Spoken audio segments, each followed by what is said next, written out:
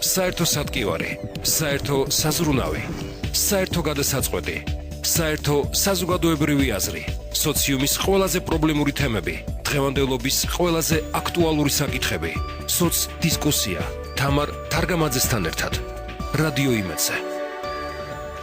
მოგესალმებით, დღეს სამშაბათია და ტრადიციულად ეთერშია გადაცემა სოცდისკუსია. დღეს ჩვენ მედიკამენტებზე და რეცეპტებზე ვისაუბრებთ.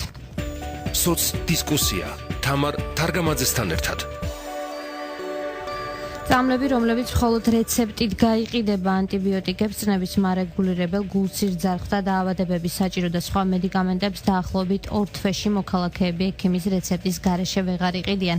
2014 წლის 1 იანვრიდან ახალი საკანონმდებლო რეგულაციები ამოქმედება. უფრო დეტალურად ჩვენ ამ საკითხზე სტუმართან ერთად ვისაუბრებთ. დღევანდელი ჩვენი გადაცემის სტუმარია ჯანდაცვის სამინისტროს რეგულირების სააგენტოს ფარმაცევტული საქმიანობის ინსპექციის სამმართველოს უფროსი ბატონი დავით მაჭარაშვილი. მოგესალმებით ბატონო დავით. პირველ რიგში დიდი მადლობა გადაცემაში მონაწილეობისთვის. სანამ დავიწყებდეთ საუბარს, მანამდე მსმენელებს შევახსენებთ ჩვენი სტუდიის ტელეფონის ნომრებს 292 11 99 292 11 88. და პირველი კითხვა ბატონო დავით მექნება ასეთი. მიზანი რო განუმარტოთ მსმენელებს, რატომ გახდა საჭირო დღეს რეცეპტებით წამლების გაყიდვა გამკაცრებული? კიდევ ერთხელ მოგესალმებით მსმენელებს, მადლობას მოგახსენებთ მოწვევისთვის. პირველ რიგში შეგახსენებთ, რომ 2014 წლის 1 იანვრიდან ძალაში შედის ცვლილებები წამლისა და ფარმაცევტული საქმიანობის შესახებ საქართველოს კანონში. ცვლილებები შეეხება 2 ფაქტს. ერთი, რომ 2014 წლის 1 იანვრიდან პირველი და მეორე ჯგუფის ფარმაცევტული პროდუქტის გაცემა არ მოხდება არასრულ წონებზე აფთიაქებიდან და მეორე და უმთავრესი, რომ მეორე ჯგუფს მიკუთვნებული ფარმაცევტული პროდუქტი არ გაიცემა აფთიაქიდან ექიმის მიერ გამოწერილი ფორმა ნომერი 3 რეცეპტის გარეშე. მოკლე განმარტებას გავაკეთებ. დღევანდელი მოქმედი კანონმდებლობით სამკურნალო საშუალებები იყოფა 3 ჯგუფად, პირველ, მეორე და მესამე ჯგუფად. პირველ ჯგუფს მიეკუთვნება სპეციალურ კონტროლს დაქვემდებარებული სამკურნალო საშუალებები, ეს არის ნარკოტიკული საშუალებები, ფსიქოტროპული ნივთიერებები, პრეკურსორები და მათი შემცველი კომბინირებული სამკურნალო საშუალებები. მეორე ჯგუფს მიეკუთვნება ფარმაცევტული პროდუქტი, რომლის გამოყენებაც აკრძალულია ექიმის დანიშნულების გარეშე, ხოლო მესამე ჯგუფს მიეკუთვნება სამკურნალო საშუალებები, რომელთა გამოყენებაც დაშვებულია ექიმის დანიშნულების გარეშე ინსტრუქციის შესაბამისად. აქვე მოგახსენებთ, რომ 2009 წელს განხორციელებული ცვლილებების შედეგად ფარმაციის მარეგულირებულ საკანონმდებლო ბაზაში გაკეთდა ჩანაწერი ნორმატიულ აქტში, რომლითაც დამტკიცებული იყო ფორმა ნომერი 3 რეცეპტის ფორმა და მისი გამოწერის წესი. გაკეთდა ჩანაწერი, რომ ფარმაცევტს ეკრძალება მედიკამენტის გაცემაზე უარის თქმა, თუ კი არ იქნება წარმოდგენილი ფორმა ნომერი 3 რეცეპტი. აქ ცოტა ნონსენსური შეუსაბამო ჩანაწერი იყო. ერთის მხრივ ვალდებულება ფორმა ნომერი 3 რეცეპტის და საჭიროება არსებობდა და მისი ფორმა დამტკიცებული იყო და გამოწერის წესი, თუმცა იმპერატიული მოთხოვნა თქვათ რეცეპტის წარდგენისა ფარმაცევტულ დაწესებულებაში სამკურნალო საშუალების მისაღებად კანონმდებლობაში აღარ იყო გათვალისწინებული. თუმცა ისე ცოტა უკან დავბრუნდები, რომ 2000 წლიდან 2009 წლამდე კანონმდებლობაში აუცილებლობა ფორმა 3 რეცეპტის წარდგენისა მედიკამენტის მისაღებად აფთიაქში სავალდებულო იყო. მოტივაცია რაც იყო ამ საკანონმდებლო ცვლილებების, პირველ რიგში ეს არის რაციონალური ფარმაკოთერაპია, რომ დღეს მოსახლეობის უმრავლესობა ეწევა თვითმკურნალობას, თვითმკურნალობის დროს, როგორც მოგეხსენებათ, არ ხდება შესაბამისი კვლევები, არ დგინდება ზუსტი დიაგნოზი და სამკურნალო საშუალების შერჩევა და დოზირება ხდება არასწორად, რასაც ძალიან ცუდი შედეგები აქვს. აი ეს გასაკურნალობამ ცოტა მარტივ ენაზე ვისაუბრებ, რომ მოსახლეობისთვის გასაგები იყოს, შეიძლება რაღაც გარკვეული პერიოდით გააუმჯობესოს პაციენტის მდგომარეობა, თუმცა ცოტა ხნის შემდეგ ეს დაავადება ბოლომდე არ იკურნება, რა თქმა უნდა, და უფრო აგრესიული ფორმით ვლინდება, რომელსაც აუცილებლად ჭირდება შემდეგ ისევ ექიმთან ვიზიტი, შესაბამისი კვლევების ჩატარება, შესაბამისი სამკურნალო საშუალების შერჩევა, დოზირების განსაზღვრება, უფრო მეტი ხარჯებია, ამას უსმენ ხაზს. მეორე და არა უფრო ნაკლებ მნიშვნელოვანი დღევანდელი მდგომარეობით ეს არის ეგრეთ წოდებული ავადსახსენებელი სააფთიაქო ნარკომანია დღევანდელი მდგომარეობა ფარმაცევტულ ბაზარზე საზოგადოებისთვის კარგად არის ცნობილი ამ კუთხით, რომ სამკურნალო საშუალებების რაღაც გარკვეული ნაწილი გამოიყენება ნარკოტიკული თრობის მისაღწევად. ამ მედიკამენტების მიღება ხდება, რა თქმა უნდა, არათერაპიული დოზით და მოქალაქეები აღწევენ ნარკოტიკულ თრობას. სამწუხაროა, მაგრამ ძალიან ბევრი მომხმარებელი არის არასრულ წვრილნებში. დღევანდელი მდგომარეობით ამ სააფთიაქო ნარკომანიასთან დაკავშირებით ალბათ მინდა მაინც ხაზი გაუსვა. ეხლა კონკრეტულ მედიკამენტების ჩამონათვალისგან თავ შევიკავებ. თუმცა ზოგადად ვიტყვი, რომ ძალიან ბევრი ფარმაცევტული პროდუქტი ნარკოტიკული თრობის მისაღწევად, რომლებიც გამოიყენება, მიეკუთვნება ფარმაცევტული პროდუქტის მეორე ჯგუფს, რომელზეც მოქმედი კანონმდებლობით არანაირი კონტროლის ბერკეტი და მექანიზმი არ არსებობს. აი დღეს რომ გვაინტერესებდეს ერთ-ერთი მსგავსი თქვათ ამ სამკურნალო საშუალების მიმოქცევის შემოწმება ფარმაცევტულ დაწესებულებაში, აბსოლუტურად არანაირი ბერკეტი არ დევს რეცეპტის ინსტიტუტის არარსებობის გამო. ვინაიდან ვიზე გაიცა ეს მედიკამენტი, რა მიზნით გაიცა, პაციენტს თქვათ რა დაავადება ჰქონდა, ეს ყველაფერი არის ასახული სარეცეპტო ბლანკში. რეცეპტის ბლანკის არარსებობა ძალიან ბევრ პრობლემას ქმნის ამ კუთხით. და კიდევ მინდა განმეორდე, რომ ძალიან ბევრი მეორე ჯგუფს მიკუთვნებული ფარმაცევტული პროდუქტი დღის მდგომარეობით გამოიყენება არამიზნობრივად, ნარკოტიკული თრობის მისაღწევად. მე ცოტა რთულია, მაგრამ რამოდენიმეჯერ აღვნიშნე ერთ და იგივე თემაზე საუბარი სხვა გადაცემებში, რომ არის მედიკამენტები, რომელთა იმპორტირებული რაოდენობა რეალურად ძალიან აღემატება რეალური პაციენტების რაოდენობას, თქვათ საქართველოში. იგივე თქვათ ფარმაკოლოგიური ჯგუფით ხაზი გაუსვი, თქვათ ერთ-ერთი მიორელაქსანტრი ცენტრალური მოქმედების, რომელიც გამოიყენება ნარკოტიკული თრობის მისაღწევად, ბოლო 2 წლის განმავლობაში 2012-2013 წლებში იმპორტირებულია 126 მილიონი ტაბლეტი, დაახლოებით 105 მილიონ 600,000 ტაბლეტი, რომელიც აი რეალურ პაციენტებზე გადაანგარშებით საერთოდ არ არის საქართველოსაც. ესე იგი მათი გადინება და მათი გამოყენება ხდება არალეგალურად, არა მკურნალობის მიზნით, არამედ ნარკოტიკული თრობის მისაღწევად. როგორ ფიქრობთ, ბატონო, და რეცეპტი იქნება ერთგვარი დიდი ბარიერი ამ ყველაფრის აღმოსაფრელად ერთი ნაბიჯი წინ გადადგმული? კი, რა თქმა უნდა, მაგრამ ეს არ არის ერთადერთი ნაბიჯი, ეს არის ერთ-ერთი წინ გადადგმული ნაბიჯი.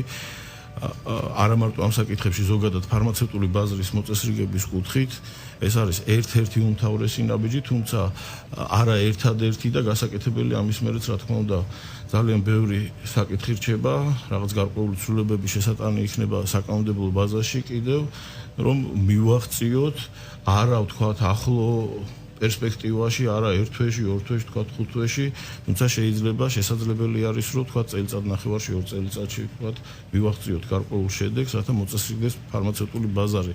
მე ზოგადად მინდა მოსახლეობას აუხსნათ, რომ სამკურნალო საშუალების როლი და წილი ძალიან დიდი არის მკურნალობის პროცესში და თუ არ მოწესრიგდა ფარმაცევტული ბაზარი, ძნელია ზოგადად ჯანდაცვაში რამე ნაბიჯის წინ გადადგმა და რაღაც გარკვეული ცვლილებების და პროგრესის მიღწევა. ბატონ დავით, გასაგებია ჯანდაცვის სამინისტროს პოზიცია და ერთი მხრივ მე როგორც ჩვეულებრივი მოქალაქე მივესალმები ამ გადადგმულ ნაბიჯ რეცეპტებთან დაკავშირებით, თუმცა როგორც ასე ჩვეულებრივი მოქალაქე, თქვათ შეიძლება რაღაცა ბარიერი შემექმნას, მე როცა მინდა თქვათ ანტიბიოტიკის შეძენა, უცებ მაქვს სიცხე, ჩავდივარ აფთიაქში და ამ დროს არ მაქვს რომ მივიდე ექიმთან და გამოვიწერო რეცეპტი. ამ შემთხვევაში აი ამ ტიპის ადამიანებს როგორ აუხსნით ამ მდგომარეობას? კარგით, განვიხილოთ ეს საკითხი. მოდი სიცხის დამწევ საშუალებებზე ვიტყვი, პირველ რიგში ანტიბიოტიკებზე, მე შემდეგ გავაგრძელოთ. ძალიან ბევრი ფარმაცევტული პროდუქტი მოხვედრილი არის მესამე ჯგუფში. დღევანდელი მონაცემებით დაახლოებით 2700 დასახელების სამკურნალო საშუალება არის ურეცეპტოდ გასაცემი სამკურნალო საშუალებების ჩამონათვალში და ეს მონაცემები, რომელიც ძალიან ხშირი მოხმარების აუცილებლად მოხდება ურეცეპტოდ გასაცემ ფარმაცევტულ პროდუქტთან ნუსხაში. ნიმესილი არის არასტეროიდული ანთების საწინააღმდეგო სამკურნალო საშუალება დღევანდელი მდგომარეობით აი რაც არასტეროიდებს შეეხება ვთქვათ ნაწილი ურეცეპტორშია ნაწილი რეცეპტით გასაცემში და ეს რატომ ხდება აუხსნი მოსახლეობა საქართველოს ბაზარზე დაშვება და რეგისტრირება და რეგისტრირებისას გათვალისწინებულია თუ როგორ არის დაშვებული ის მწარმოებელ ქვეყანაში ამიტომ ნაწილი ხდება ვთქვათ ურეცეპტოდ გასაცემში ნაწილი რეცეპტით გასაცემში დღეს მდგომარეობით ეს ნუსხა გადახედილი იქნება და ყველა არასტეროიდული ანთების საწინააღმდეგო სამკურნალო საშუალება ივენიმესულიდი ვთქვათ დიკლოფენაკი კეტოპროფენი იბუპროფენი მოხდება ურეცეპტოდ გასაცემის სამკურნალო საშუალებების ნუსხაში ასე რომ პრობლემა მაკუთხით არ შეექმნება ნუ სიცხის დამწევები თავისთავად მარტივი ტკივილ გამაყუჩებლები ვიტამინები ცხვირის წვეთები ძალიან ბევრი ფარმაცევტული პროდუქტი იქნება ურეცეპტოდ გასაცემში რაც პირველადი მოხმარებისთვის თქვათ პაციენტს დაჭირდება რაც შეეხება ანტიბიოტიკებს ნუ ანტიბიოტიკი გაცემის რეჟიმი ყველა ქვეყანაში ყოველ შემთხვევაში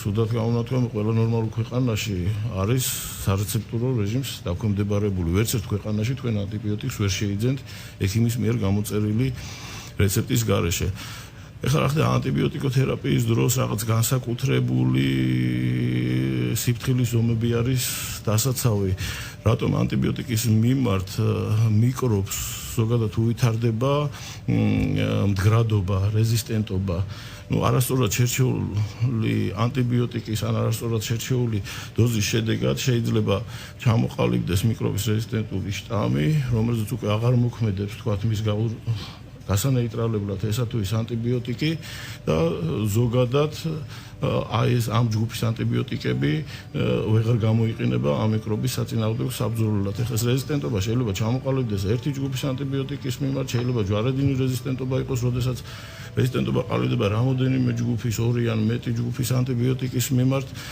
და ეს რეზისტენტული შტამების არსებობა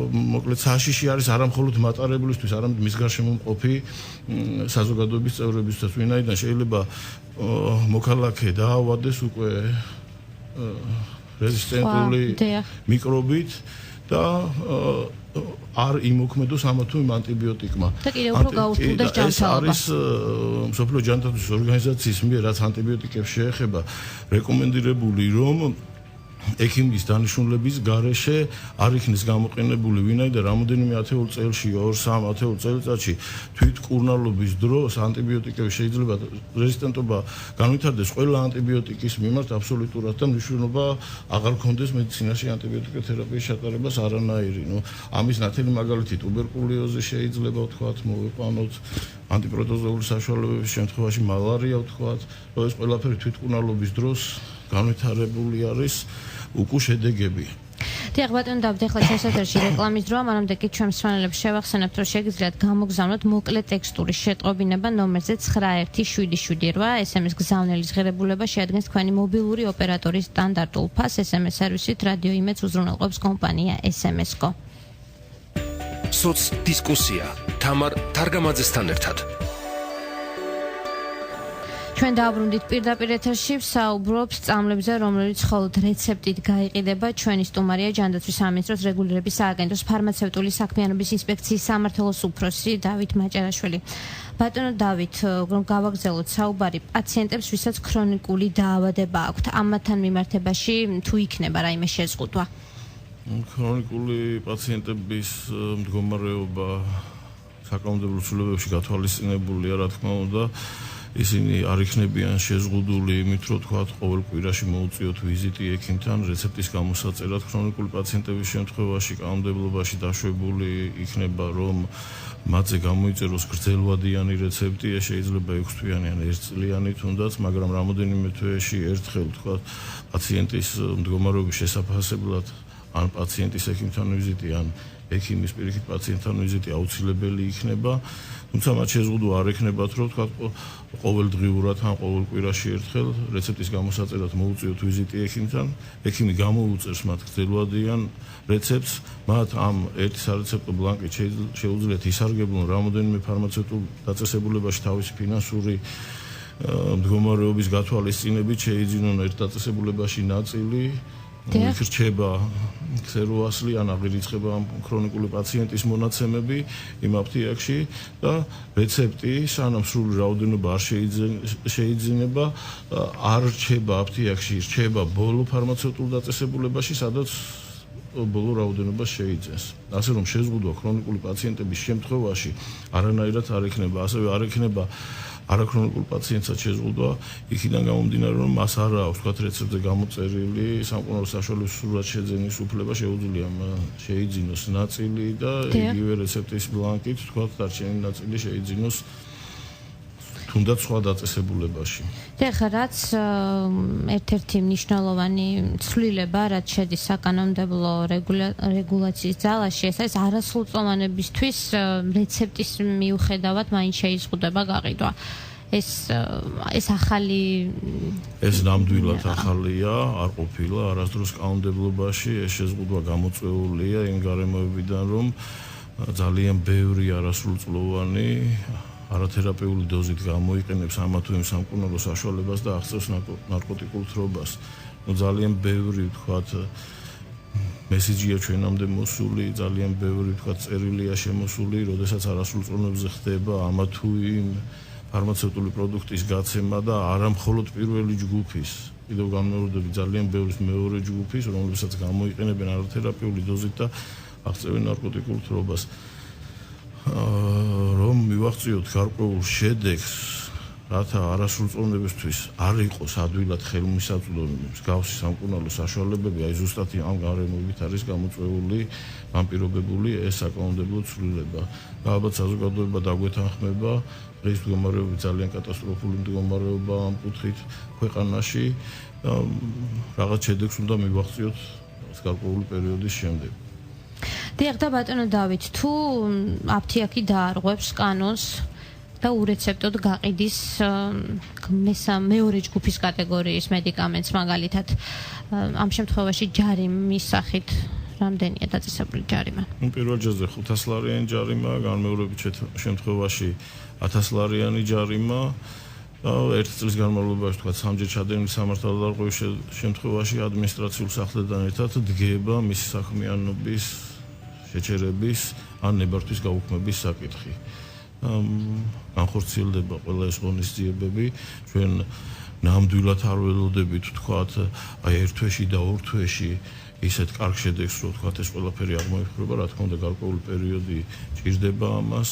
და დაახლოებით ალბათ წელიწადნახევარ ორ წელიწადში გარკვეული სიტუაცია, შედეგები გვექნება ამ კუთხით, ამ მიმართებით. ძალიან დიდია თქვენი როლი საზოგადოების სწორად ინფორმირებისთვის, მთავარია საზოგადოებამ სწორად აღიქვას ეს ცვლილება, რომ ეს ცვლილება მიმართული არის პირიქით საზოგადოების საკეთილდღეოდ და არა მათი პრობლემების შესაქმნელად, როგორც თქვათ რაღაც გარკვეული ნაწილი საზოგადოებისა ამას აღიქვამს. თუნდაც ფინანსური კუთხით მკურნალობის პროცესში ამაზე ვისაუბრეთ ჩვენ, რომ ნაციონალური ფარმაკოთერაპიის მიზნით გაცილებით უფრო მცირდება მკურნალობის დროს გაწეული ხარჯების სწორად შერჩეული სამკურნალო საშუალების შემთხვევაში, ვიდრე თვითმკურნალობის დროს და მეორე ეგრეთ წოდებული სააფთიაქო ნარკომანია, რომელიც მე მგონი ღმერთმა ყველა ოჯახს საშოროს, მაგრამ თითოეული ჩვენთაგანის პრობლემა არის და ყველა ქართული ოჯახის პრობლემა არის, აი ეს უნდა მივაღწიოთ იმ ფაქტს, რომ აფთიაქიდან არ ხდებოდეს უკონტროლოთ იმ ნივთიერებების გაცემა, რომელიც გამოიყენება ნარკოტიკული თრობის მისაღწევად. დიახ და ჩვენი გადაცემის დრო იწორება და მე მინდა კითხოთ, ბოლო კითხვა დაგისვათ ბატონო დავით, როცა დასრულდება და შეჯერდება სიას, რომელიც ამალე უნდა გაიყიდოს რეცეპტით, რომელი არა, სად გამოქვეყნდება ეს სია, სად შეუძლია რიგით მომხმარებელს, რომელმაც არ იცის, რა წამალი შეუძლია იყიდოს ურეცეპტოდ და რა არა, სად შეუძლია ნახოს? რა თქმა უნდა, ჩვენ საიტზე იქნება გამოქვეყნებული პირველი ჯგუფი, როგორც გითხარით, ნარკოტიკების კანონში აბსოლუტურად გაწერილი არის და მესამე ჯგუფი დამტკიცდება, ასევე რეესტრის მონაცემები შეუძლიათ სამკურნალო საშუალების ბაზარზე დაშვების რეესტრული მონაცემების ნახვა ჩვენ საიტზე და თვითონ მედიკამენტს აქვს გამოყოფილი გრაფა, სადაც მითითებული არის მისი გაცემის რეჟიმები, რეცეპტით, რომელი რეცეპტით ან ურეცეპტით თქვა. ასე მე მინდა მსმენელებს გადაცემის ბოლოს კიდევ ერთხელ შევახსენო, რომ რაც შეეხება მედიკამენტებს, რომლებიც ურეცეპტოდ გაიყიდება, ეს მესამე ჯგუფის პრეპარატებია, მესამე ჯგუფში შედის ზოგიერთი ტკივილგამაყუჩებელი საშუალება, მაგალითად ნიმესილი, სიცხის დამწვევის საშუალებები, გაციების, ალერგიის საწინააღმდეგო და გულის წვეთები, ასე რომ ყოველდღიურ მოხმარებაში რაც შეგიძლიათ მოიხმაროთ, ეს ყველაფერი გაიყიდება ურეცეპტოდ, გაცდება აქტიურად მეორე ჯგუფის და პირველი ჯგუფის მედიკამენტებზე. ასეთი იყო დღევანდელი სოცდისკუსია. მე გემშვიდობებით, დიდი მადლობა ბატონ დავით, რომ მონაწილეობდით გადაცემაში. მომავალ სამშაბათამდე გემშვიდობებით. საერთო სატკივარი, საერთო საზრუნავი, საერთო გადასაწყვეტი, საერთო საზოგადოებრივი აზრი, სოციუმის ყველაზე პრობლემური თემები, დღევანდელობის ყველაზე აქტუალური საკითხები. სოცდისკუსია თამარ თარგამაძესთან ერთად. რადიო იმედზე.